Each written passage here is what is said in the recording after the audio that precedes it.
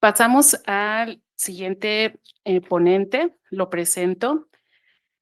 Él es David Gutiérrez Vega, licenciado en Psicología por la Universidad Salesiana, maestro en Psicoanálisis por el Instituto Mexicano de Psicoanálisis, maestro en Estudios de Asia y África con especialidad en Japón por el Colegio de México. Se dedica a la práctica privada desde hace más de 15 años, combinando este trabajo con la traducción. Muchas gracias, Carmina. Y gracias a todos ustedes también por, pues por estar aquí, por participar en este bonito evento. Ya daban ganas de tener un evento como este. Y bueno, pues el trabajo que voy a presentar es más o menos breve. Eh, bueno, como pueden ustedes ver, se llama, o lo titulé a través de la pantalla, El goce de la destructividad. Y bueno, empecemos con esto. El pasado 7 de octubre, un ataque sorpresa coordinado por Hamas en territorio israelí dio inicio a un nuevo conflicto armado en una región ya de por sí convulsa. Las agencias de noticias a través de los medios de comunicación y las redes sociales inmediatamente compartieron con el mundo las imágenes del horror, vehículos destruidos, personas huyendo despavoridas, edificios incendiados. Los reportes, uno cada vez más dramático que el anterior, hablaban de bebés decapitados, de violaciones y asesinatos a sangre fría. El primer ministro de Israel, Benjamin Netanyahu, dijo en una declaración televisada que su enemigo pagaría un precio nunca antes conocido. Pues ya pasaron casi 6 meses de aquello. La matanza continúa, los reportes que nos llegan a nosotros son cada vez más escuetos.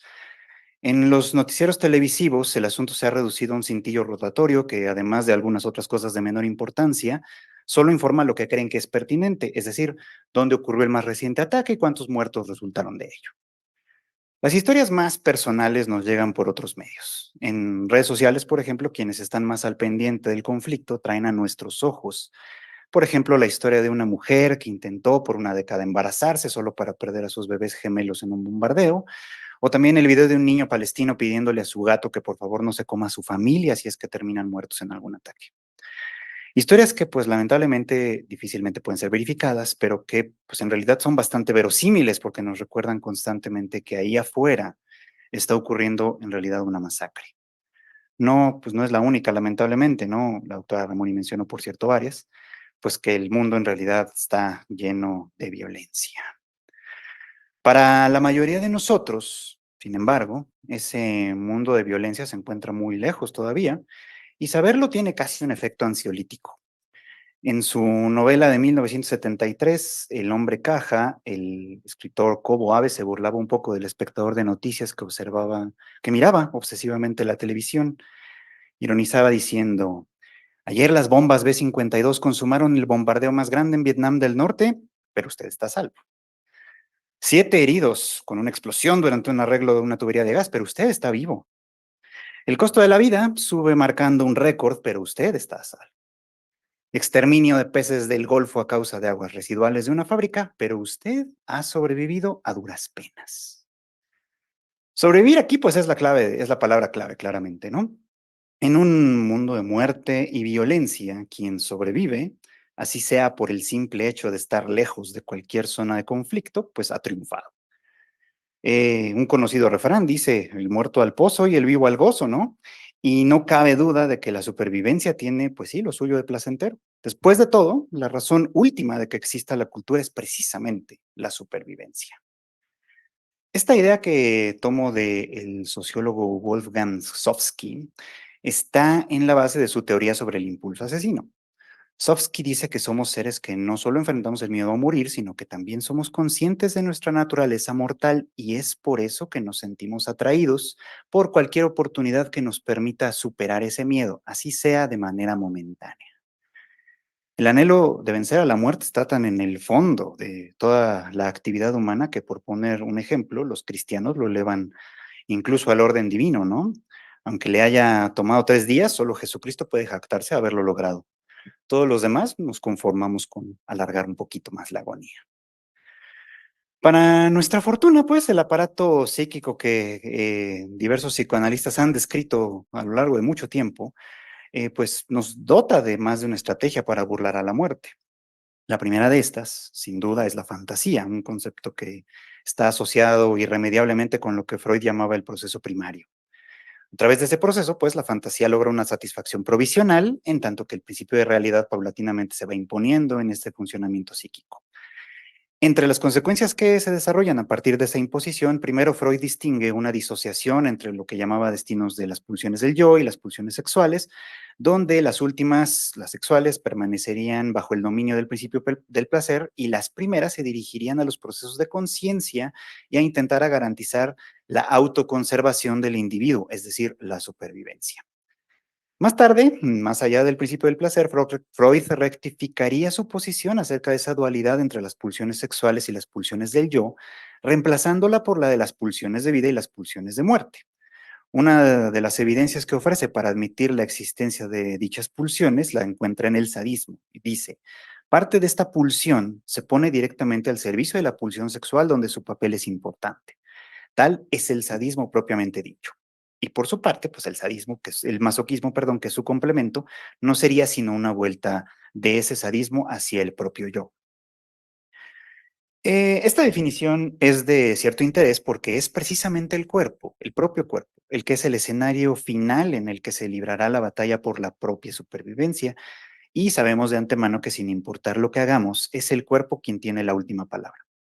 Dicho de otro modo, es la pulsión de muerte la que al final prevalecerá. Pero en tanto eso sucede, las pequeñas victorias diarias, muchas de ellas ilusorias, producen en nosotros una fascinación que puede llegar a ser obsesiva. Volvamos un poquito a Sofsky. La violencia, que es de lo que él se ocupa al final del día, es algo que también se vive en el cuerpo, dice.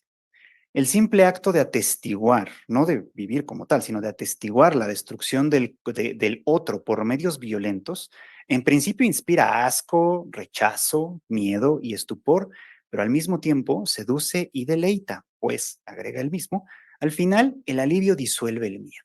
Suceda lo que suceda, el espectador se sabe a resguardo. La posición del espectador es la de quien de manera vicaria goza del placer de la supervivencia.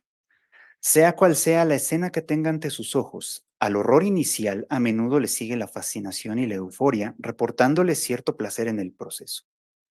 A esto hay que sumar que ser espectador hoy en día es más sencillo que nunca.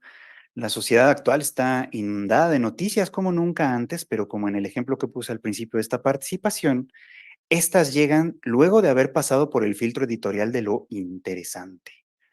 Nos fascinan tanto las historias de muerte y violencia que el violador o el asesino cumplen también una función social. Se llenan las manos de sangre para el goce de los demás. La pantalla, pues, se vuelve una ventana que observa desde una posición segura esa violencia y nos provee de sus mieles sin ensuciarnos en el proceso. Nos envuelve en una ficción constante que se alimenta de realidad, pero una vez filmada, narrada y editada convenientemente, queda únicamente al nivel del realismo. Eso es lo que pasa con las guerras, pues, ¿no? Más allá de los objetivos geopolíticos, económicos que suelen estar en el fondo de las motivaciones reales, la guerra es una puesta en escena que se presenta siempre como una lucha por la libertad, la justicia y la paz, que son los valores máximos de la civilización. Slavoj Žižek considera que la violencia surge cuando la ficción simbólica que garantiza la vida de una comunidad está en peligro. Jamás realizó, por ejemplo, su ataque el 7 de octubre con el pretexto de la libertad, e Israel está ejecutando un genocidio con la excusa de la autoconservación. Más o menos los mismos personajes arquetípicos se suben al escenario en los distintos campos de batalla del mundo y son proyectados a nuestras pantallas para representar esos papeles. Nosotros, que somos el público objetivo, tomamos bandos, formulamos opiniones y seguimos el relato diario como quien espera una novela por entregas, al momento hasta, al menos por lo menos hasta que nos aburre. Podemos notar que la historia deja de ser interesante precisamente cuando el tono en el que se nos relata cambia, cuando el seguimiento es menos constante y sobre todo cuando se reduce al dato siempre sensacional de cuántos muertos se suman a la cuenta. El espectador ciertamente no es un asesino. Su sed de sangre no es tan intensa como para buscar experimentarla en carne propia. Podría decirse que hasta es benigna, pues puede verse satisfecha incluso, no sé, por una película de superhéroes. Pero entre eso y los últimos reportes de la nota roja, realmente no hay tanta diferencia a los ojos del espectador. Sean reales o ficticios, siguen siendo ajenos a su realidad. Hasta ahora, Espero haber expuesto más o menos con suficiente claridad cómo es que la violencia que se atestigua mediante la pantalla resuena en nosotros, tocando las fibras de la fantasía, el anhelo de autoconservación e incluso la pulsión de muerte. En principio no hay nada de malo en ello. El espectador no es quien esgrime el cuchillo, no es quien tira el gatillo y definitivamente tampoco es quien ordena un atentado o un genocidio. Tendrá opiniones quizá, pero las más de las veces van a ser inconsecuentes. El alivio, sin embargo, es real. Pasado el shock, pasada la fascinación y superado el miedo instintivo a la propia destrucción, sigue el alivio. Saber lo lejos que se está de la violencia real, por más que se esté expuesto a ella de forma mediada, tiene un efecto que hace unos minutos yo llamé ansiolítico, pero que tal vez sea más apropiado describir como adormecedor. Del alivio se pasa al aburrimiento, perdón, que de acuerdo con Schopenhauer se encuentra en el extremo contrario del sufrimiento. Esa es la diferencia que nos separa de aquellos quienes padecen de verdad los estragos de la guerra.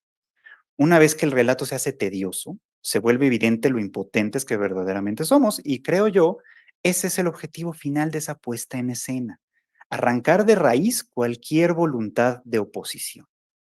La guerra, cualquier guerra, decía el todavía inocente Carlitos de José Emilio Pacheco, es algo con lo que se hacen películas y al final siempre ganan los buenos. ¿Pero quiénes son los buenos?, se preguntaba él también. Y los buenos somos más, dice constantemente el periodista de Nota Roja Carlos Jiménez, que tenemos ahí en la pantalla, mientras le habla de frente a la audiencia de su programa vespertino C4 en alerta. Es decir, los buenos somos nosotros, que estamos frente a nuestras casas mirando con fascinación los reportes de asaltos, violaciones y asesinatos.